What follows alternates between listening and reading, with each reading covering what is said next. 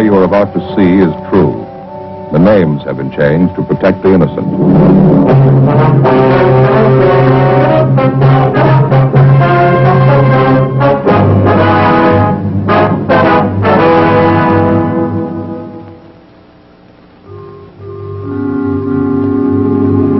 This is the city.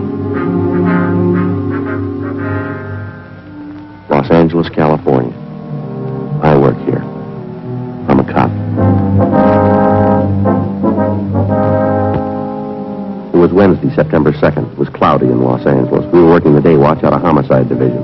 My partner's Frank Smith. The boss is Captain Warman. My name's Friday. A man had jumped from a downtown 10-story building. We checked what evidence we had, but we were still unable to get an identification. Before we could proceed with the investigation, we had to know who he was and why he jumped.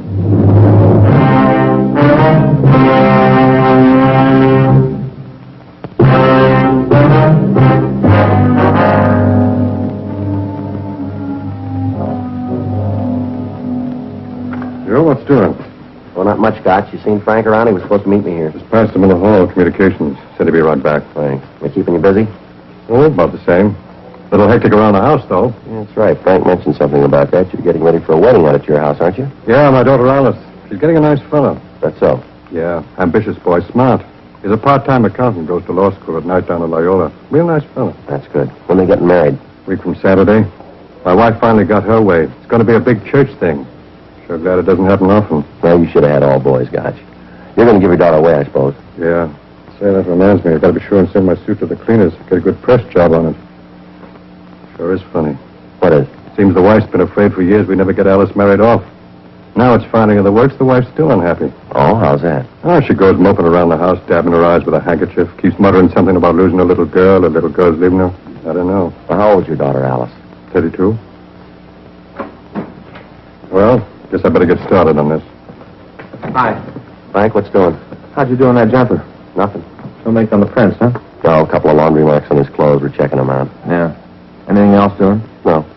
Say, they just posted the list inside, the annual physical exams. Am I on it? Sure, both of us. We're supposed to report to room 19 at the academy, Monday, 10 o'clock. Who's doing the examinations? Dr. Severin.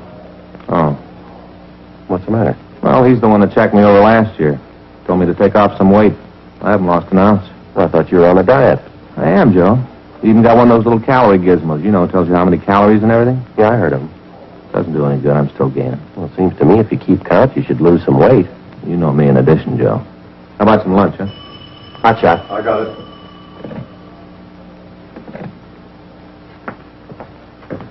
Well, here's one to roll on. I'll meet you out there. What is it? Stage Hotel, room 12. Yeah? Looks like murder.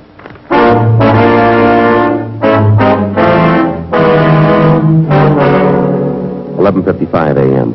We located the Stage Hotel on West Howard Street, half a dozen blocks from the City Hall. It was in the heart of the Skid Row district, a white stucco building, 3 stories. We identified ourselves to the manager of the hotel, a Mrs. Lorraine Washburn. She led the way up a flight of stairs to the 2nd floor. The hallway was dingy. Down at the end on the left was room 12. We went in. The room was crowded with furniture, bric-a-brac, odds and ends. The walls were covered with pictures of old-time vaudeville stars, autographed programs, and theatrical posters. In the center of the room was an open steamer trunk full of costumes and bundles of news clippings. It looked like it had been ransacked.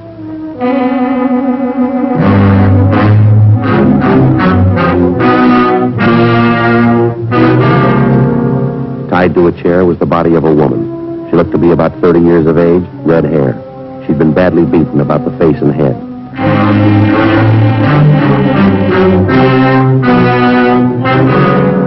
Near the body was an empty wine bottle, a pair of broken glasses, and a length of steel pipe about 10 inches long. There were bloodstains on it. Frank put in a call to the office and then to the crime lab.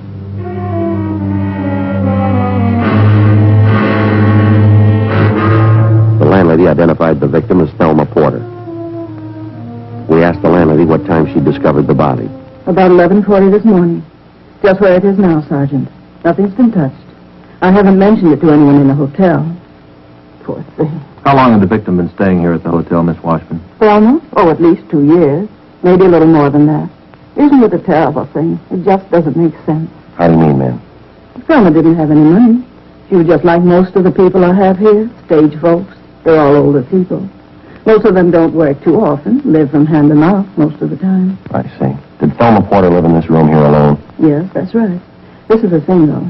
Thelma used to be married. Her husband died in the East about 10 years ago, I think. Name was Carl. Thelma and Carl. There used to be an old vaudeville team, the two of them. Rose and Bernard. Did the Porter woman have many friends here at the hotel, ma'am? Oh, yes. She knew everybody. All my people are friendly with each other. Most of them are permanents. I guess we'll have to tell all of them about this. Yes, ma'am, I'm afraid so. Now, Miss Washburn, when was the last time you saw Mrs. Porter? I mean, before this morning, of course. Just after midnight last night. I was sitting down in the lobby reading, just about to go to bed. Thelma came in with George Steele. He's a friend of Thelma's, lives here in the hotel. Mm-hmm. Thelma said good night and came upstairs here to her room. George and I sat a bit and talked, maybe 10, 15 minutes. Then this morning I was taking the fresh linen around to the rooms. Knocked on Thelma's door, but she didn't answer. Finally opened up with the pass key. There it was. Now, this George Steele that Mrs. Porter came in with, had she been out on a date with him, would you know? No, not exactly. You see, Thelma spent quite a bit of time at a bar down the street, Jack Hanley's place. She was there 5, 6 nights every week. I see. George dropped in for a bottle of beer, had one with Thelma, I guess. Then the two of them came back to the hotel together. Did she have any visitors last night, do you know? No, sir, I don't. Does she have any enemies that you might know of? Maybe somebody she didn't get along with? No, nobody I know of. And you can't think of a reason why anybody'd want to kill her. I don't know. Maybe somebody thought she had money. She didn't. Not even enough to bury her. I don't know what's going to happen. Right, Joe. Hi, Don. Hi. Doc, this is Mrs. Washburn, the manager. How do you do, Mr. Washburn? How do you do? This is it.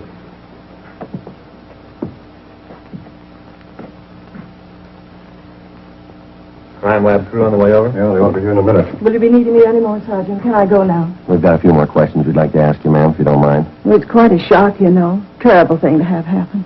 Yes, ma'am. Such a terrible thing. All mixed up. I'm going to have to explain. What's that, ma'am? Thelma. She was 3 weeks behind in her rent. I carried her on the books.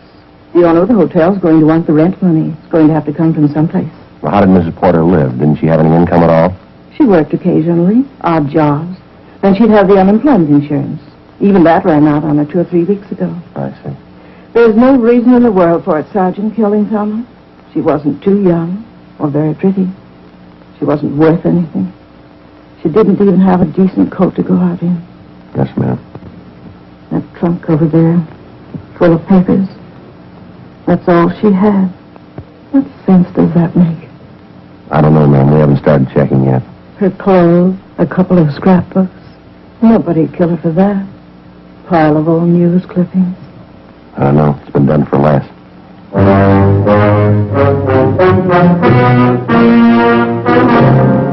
I continued to interview the landlady, Mrs. Washburn. She told me that the victim had quite a few male acquaintances that she'd met at neighborhood bars. She gave me the names of all of those she knew of. 12:45 p.m. Sergeant J. Allen and the crew from the crime lab arrived. The body and the murder room were photographed from all angles. Dean Bergman processed everything in the room for latent fingerprints. The place was gone over thoroughly for further physical evidence. The only thing that didn't seem to belong in the room was the apparent murder weapon, the 10-inch length of steel pipe found beside the body. 1:05 p.m. After we put in a call to the coroner's office, we started checking with the residents of the hotel. No one gave us any direct leads to the killing, but more than a half a dozen of them told us that Mrs. Porter had been in the habit of making vague remarks about what she kept in that steamer trunk in her room.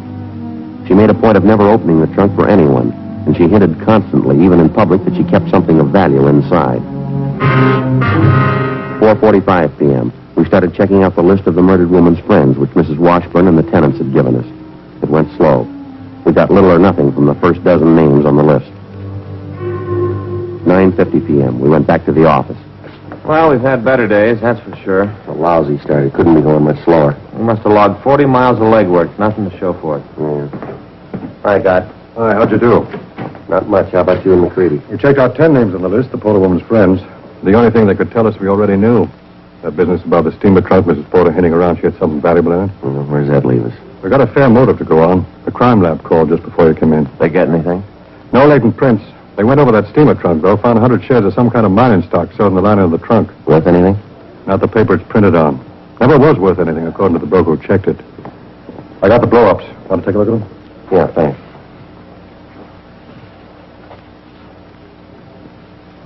wine bottle.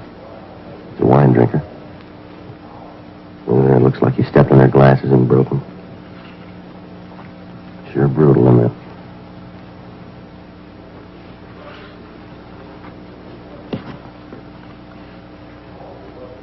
Sure proud of the trunk, didn't he? It sets up the motive pretty well. The Porter woman spent plenty of time at bars. She had a lot of men friends. We know she did a lot of talking about the nest egg she was supposed to have locked up in that trunk. So one of her boyfriends believed her, went up to have a look through the trunk, didn't know she was in the room, had to kill her. It's a good possibility. Oh, we got the word from the coroner's office, by the way. Yeah, what'd they have to say? Cause of death was multiple skull fractures. They're sure their length of pipe was a murder weapon. Mrs. Porter died about 4 a.m., they figure. Killer sure gave her a vicious beating. Looks like more legwork, huh? I wish it was an easier way. Every bar she drank at, everybody she talked to, we'll have to check them all. You know, there's just one thing that's got me stopped, Joe. Yeah, what's that? Thelma Porter. Don't you think she had an idea that mining stock was worthless? Well, I guess she did. Why'd she hang on to it? Why did she even keep the stock around? I don't know, Gotch. The only thing she had left were the scrapbooks, a couple of theater posters. Yeah. She knew they'd never pay off.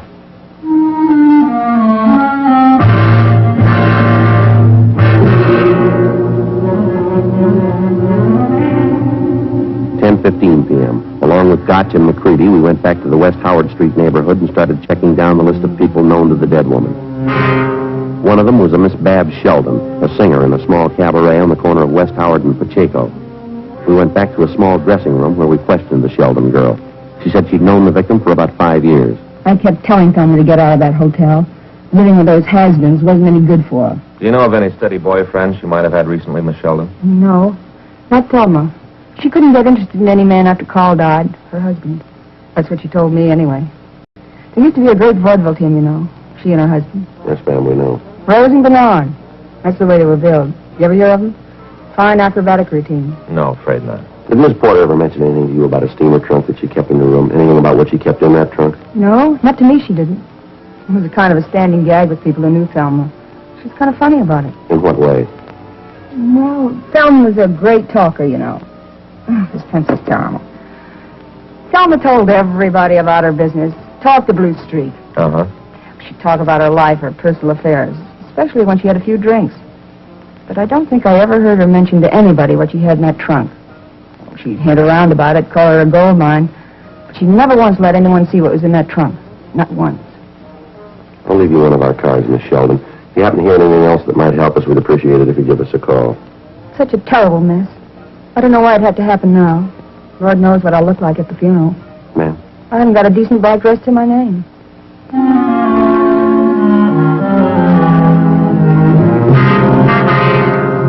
1 a.m. We checked back into the office to a prearranged meeting set up with Gotch and McCready. Hi. Gotch? Anything? Pretty small. How about you? Might have something, can't tell. Where's McCready? Down in the carpool. There's a bar down on Main Street, the left-hand side. Yeah. Porter woman used to go there quite a bit, according to the bartender. Most of the regular customers know her. Uh-huh. The bartender told us he overheard a conversation in one of the booths 4 or 5 nights ago.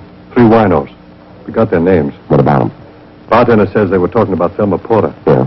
He says he heard one of the men say she keeps the trunk in her room. We can break it open.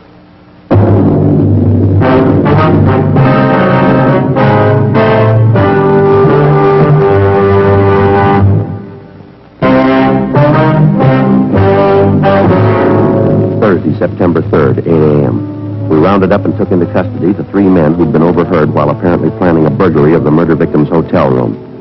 Together with Sergeant Jack Gotch and Sergeant Jack McCready, Frank and I had little trouble locating the 3 men and bringing them in for questioning. They were fairly well known along Skid Row, and they immediately took the attitude that they had nothing to hide. We went along with them. We questioned them individually and together. Meantime, their rooms were being searched. No leads. 2 of the men were brothers, John Parkson and Arnold Parkson. The 3rd man was Harold Young. All 3 listed their occupations as part-time laborers, unemployed. All 3 had records: vagrancy, disorderly conduct, petty theft. We questioned Harold Young first. Then Arnold Parkson. They both had alibis. Their stories made sense. No conflicting statements. We interrogated the other Parkson brother, John. Same result. Well, it could have been, yeah. That trunk of Thelma's was kind of a gag around town. You know. We yacked about it a lot. Everybody kidded about it. We even used to rib Thelma. Tell her we're going to break in it some night. Find all the loot she had put away. Just a gag. I'm going to tell you something. We told this to the other two. We got an idea it was more than a gag in the case of you three. We got evidence to back that up. If you want to add anything more to your story, now's the time to do it, fella. I don't think I'm getting the pitch right, Sergeant. I told you everything. I don't know what kind of evidence you got, but I'm clean. I know that much. Maybe I booze it up some, but I don't run with heavies. Murder's way out of my line. That's your story, huh? What else can I tell you? Go.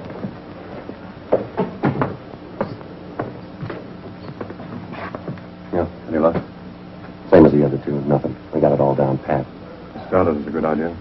What do you think, Moose? Well, let's let them wait around for a while. We might get something out of them. Just thinking, if we could get a bug in one of the officers, it might get something. Maybe. It's a long way around. Well, there's nothing much else we can do. Think there's a chance? It's a small one. Let's don't count too much on it. We checked with Captain Lorman's office, and we got permission to have the office bugged. We put in a call to the crime lab and asked them to install listening equipment in the captain's office as soon as possible. They told us that they'd have the sound crew go to work on it immediately. Under the pretext of further questioning, Sergeant Jack Gotch and Frank took the suspects down the hall to the interrogation room, where they would be held until the sound men could finish rigging up the equipment.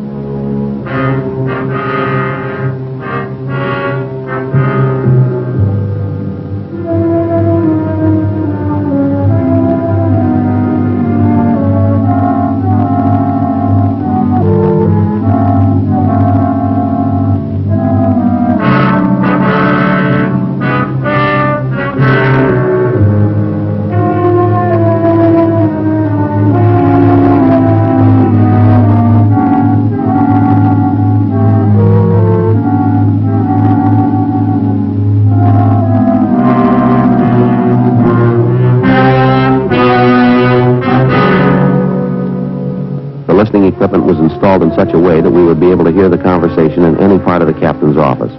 Recording equipment and 2 sets of earphones were set up in the locker section off the squad room so that we could monitor the conversation between the 2 suspects. First, we had the 2 Parkson brothers, John and Arnold, placed alone in the captain's office. We listened to them talk between themselves for half an hour. They didn't say so directly, but we caught inferences that each brother doubted the other's innocence of the Thelma Porter killing. At 1:30 that afternoon, we took Arnold Parkson from the captain's office and had Harold Young take his place. Carlson will be feeding us again. I think I'll tell him off when they come in here, keeping us waiting like this. Yeah, you'll tell him all. They'll keep us waiting much longer than I will. Will you stop using that comb? You know any lawyer? We'd get out of here in a hurry with a lawyer. It costs money. We don't need one. Just hope you're sure about it, Huey. I what? You're not mixed up in it. The killing. What do you mean, am I sure of it? I told you. Just be sure, that's all. I don't want any part of it if you are. Yeah, well, you be sure, too. You and your brother. You always look at me when something happens. Don't go saying me and my brother. We've never been in any heavy stuff. Killings. No part of it. Listen, I'm going to tell you something. We shouldn't be talking about killings in here. Why not? Sometime the cops wire these rooms. Oh, you're out of your mind. You've been reading too much fiction. Yes, they do. They can hear everything you say. They don't have time to wire anything. I've been here all day. I'm going to look around. I'm taking no chances. I don't want to get involved in anything.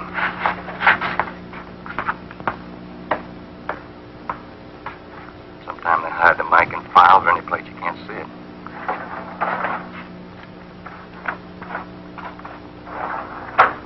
You're crazy. I'm not taking any chances. I might check everywhere. Sometimes they put them on the chairs. What do they do, broadcast it? Where's the wire? They hide the mic on the edge of a desk. I've heard of that, too. Let's see. Better get in there.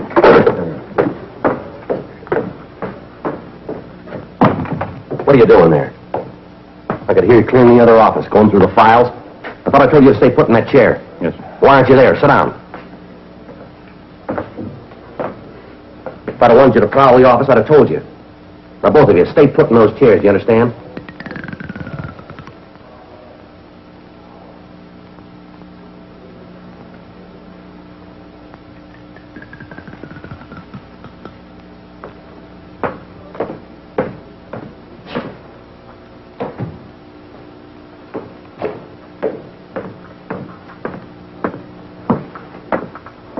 Pretty close, huh? Yeah.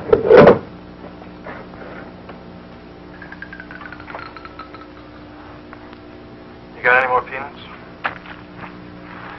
No, you ate most of them. What do you want, a meal? Getting hungry. You know, I think I'll hit the road when we get out of here. L.A.'s no good this time of year. The valley's better up around Fresno. You'll have to go alone if you go. Fresno's nothing.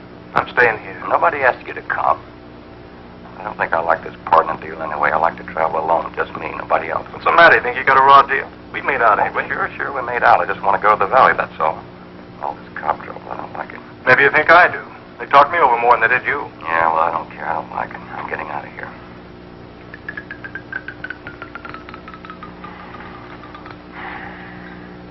What's the pitch, Harry? You got nothing to cover up for, have you? What do you mean, cover up? Of course not. I want to jump this town, that's all. Something wrong in it? You started talking about getting in the trunk the other night. Porter dame's trunk. You're crazy. Your brother Arnie did. Oh, it was you, I remember. You sure about that killing, Harry? You weren't in it? Listen, don't go talking to me like that. I never started any talk about getting in the trunk. What are you getting mad about, huh? I didn't say anything. All right. I'm trying to get smart, that's all. Asking me about the killing, I was in bed. Don't try getting smart with me. All right, you're so sure. What are you getting mad for? I was sleeping in the bed, and you know it. Trying to get smart. I'm not so sure it wasn't you. It could have been. Sure, it could have been all of us. Let's forget it. All right. I just want to keep it straight, that's all. You got a smoke? Yeah. Haven't had any since this morning. Lousy cops. I'm going to read them all. Sure. I think they have something on us. Keeping us cooped up in here. Yeah. Some dame gets knocked off. Why do they have to check on us?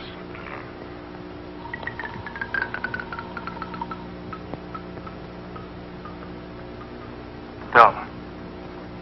Tell you what we need is a lawyer. All this trouble over that dame. Yeah. That trunk of hers. All she could talk about, what she had in the trunk.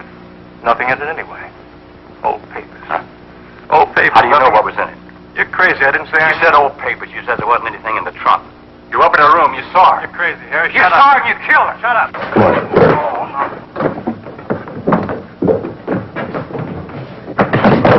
All right, that's enough.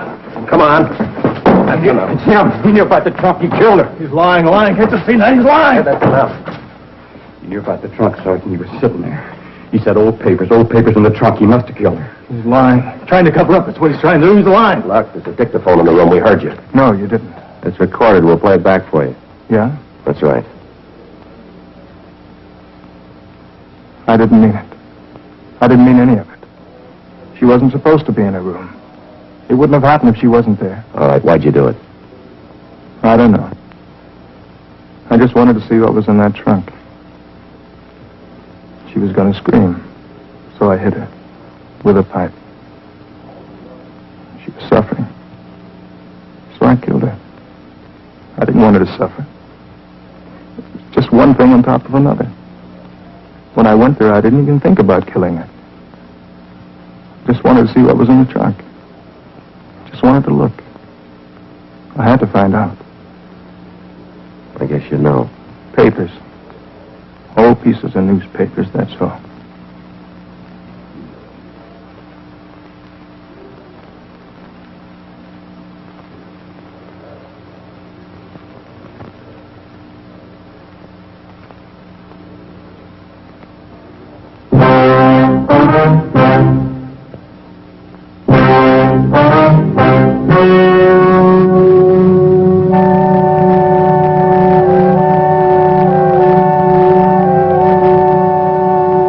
December 7th, trial was held in Department 92, Superior Court of the State of California, in and for the County of Los Angeles. In a moment, the results of that trial.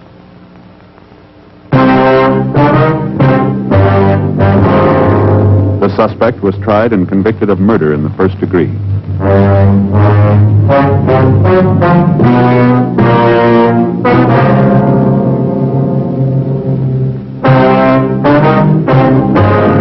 Further investigation proved that Harold Young and Arnold Parkson were not implicated in the crime, and they were released from custody.